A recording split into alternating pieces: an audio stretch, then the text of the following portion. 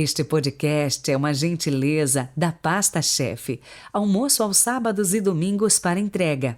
43 99172 8933, Londrina, Paraná.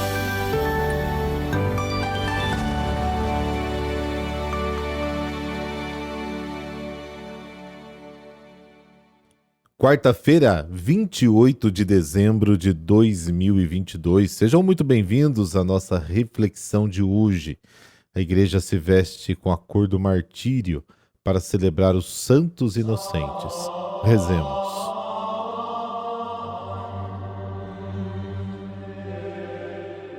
Pelo sinal da Santa Cruz, livrai-nos Deus, nosso Senhor, dos nossos inimigos.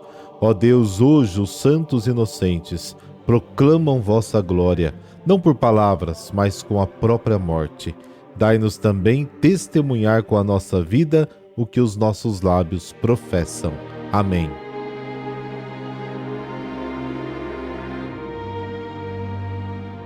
Mateus, capítulo 2, versículos de 13 a 18. O Senhor esteja convosco, Ele está no meio de nós. Proclamação do Evangelho de Jesus Cristo segundo Mateus. Glória a vós, Senhor. Depois que os magos partiram, o anjo do Senhor apareceu em sonho a José e lhe disse: Levanta-te, pega o menino e sua mãe e foge para o Egito.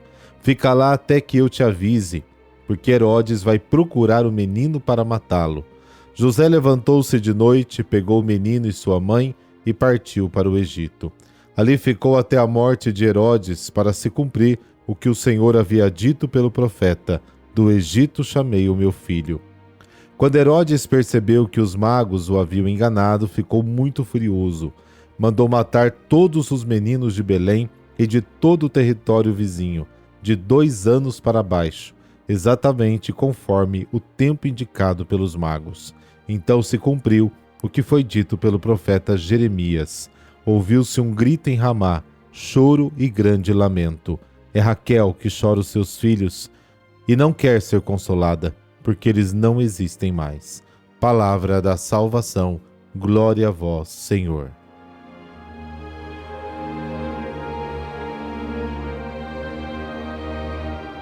O Evangelho de Mateus, escrito por volta do ano 80, 90, preocupa-se em mostrar que as profecias se cumprem em Jesus.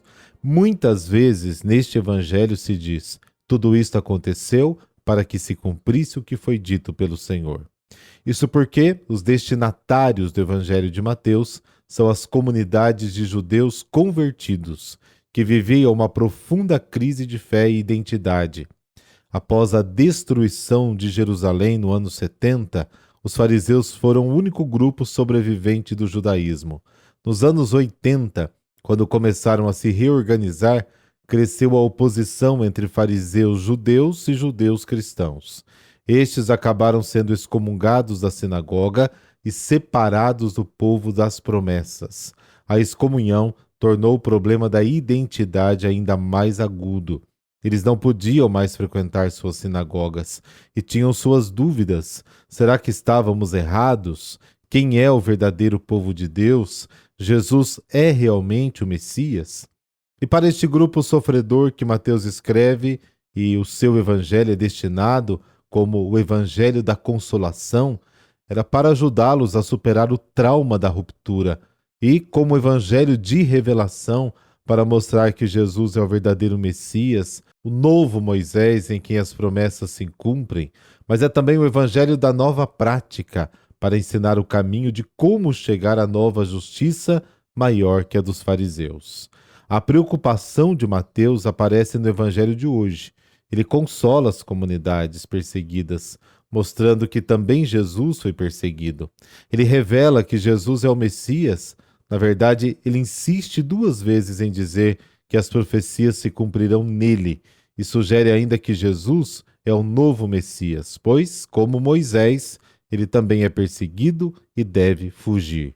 Indica também um novo caminho, sugerindo que devem fazer como os magos, que conseguiram escapar da vigilância de Herodes e voltaram para casa, tomando outro caminho.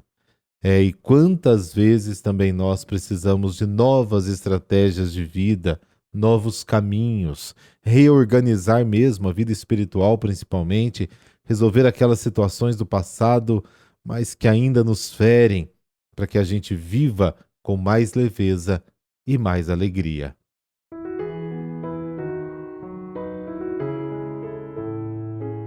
Santos Inocentes Mártires.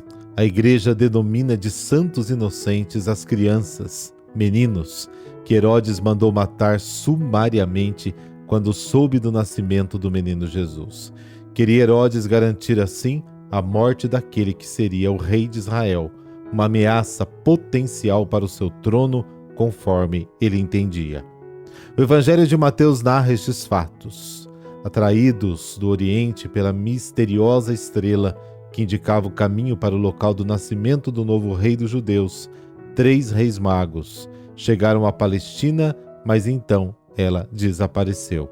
Os magos buscaram informações com Herodes, que, alarmado com a possibilidade de um concorrente ao seu reinado, consultou os sacerdotes e escribas. Estes, consultando os textos sagrados, indicaram a cidade de Belém, na Judéia. Herodes contou aos magos e lhes pediu informações exatas para, entre aspas, que eu também vá adorá-lo. Herodes era considerado cruel mesmo pelos pagãos. Mantinha-se no trono ao qual chegara depois de matanças, pelo assassinato preventivo inclusive de 3 dos seus próprios filhos, para que não herdassem ou usurpassem a coroa. Os magos de fato encontraram Jesus recém-nascido em Belém, mas avisados em sonho por Deus, voltaram ao Oriente sem voltar, na verdade, por Jerusalém. Herodes não demorou a perceber que os magos não retornariam e decidiu pela morte rápida de qualquer menino da região com 2 anos ou menos de idade, de forma a garantir que nenhum possível candidato ao trono sobrevivesse.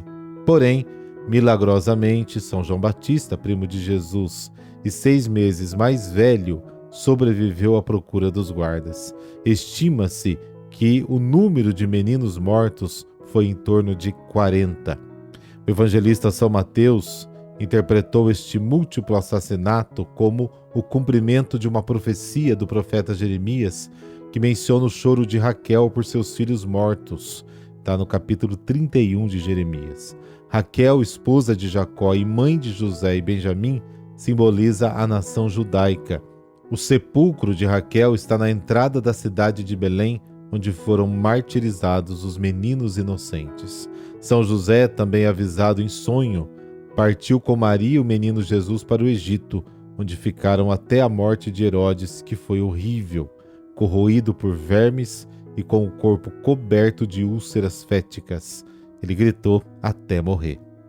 Deus, Pai de infinita bondade, protegei-nos dos perigos e males deste mundo e, por intercessão dos santos inocentes, defendei-nos da morte eterna, de modo que por vós e para manter a nossa pureza, não hesitemos em enfrentar a espada desta vida como garantia de nascer para a vossa glória.